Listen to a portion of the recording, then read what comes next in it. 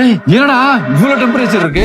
எல்லாம் exam fever தான் sir. Biochemistry exam 4 நாள்ல என்ன பண்றது, எப்படி படிக்கிறது ஒண்ணுமே புரிய மாட்டேங்குது சார். அதுவும் பயோகெமிஸ்ட்ரி 2க்குலாம் என்ன பண்ணா நைட்டு ஃபுல்லா தூங்காம படிக்க முடியும்னு மண்டையெல்லாம் பிச்சுக்கிறோம் சார். இப்போ எப்படி எழுதுறது சார் எக்ஸாம்ல? அப்புறம் எப்படி மோட்டிவேட் ஆயிக்கிறது சார்? ஒண்ணுமே இல்லடா, படிச்சாலும் சரி படிக்காட்டியும் சரி உனக்கு 6 மார்க் ஃப்ரீ. எப்படி சார்? இப்ப ஷார்ட் நோட்ஸ் பாருங்க, 6 10 × 6. அதுல ஒண்ணு என்னது, 8com. 8comனா என்னதுப்பா?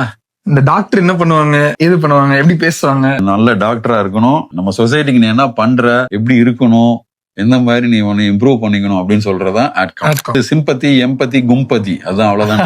அதான்டா ஆட்காம். அத பத்தி நீ சொல்றதுக்கு நீ பயோகெமிஸ்ட்ரி புக்கை படிக்க தேவையில்ல.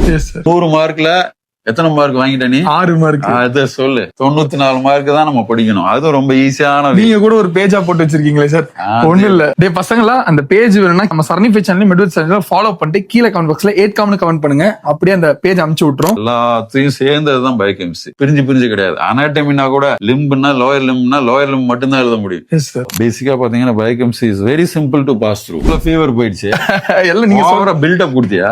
நீங்க சொன்னதுலயே பாதி ஃபீவர் கான் சார். இப்போ freezing temperature sir. few words of motivation. Last ஒரு வார்த்தை நச்சுன்னு சொல்லுங்க சார். மோட்டிவேஷன் நச்சுன்னு பாஸ் ஆயிருங்க.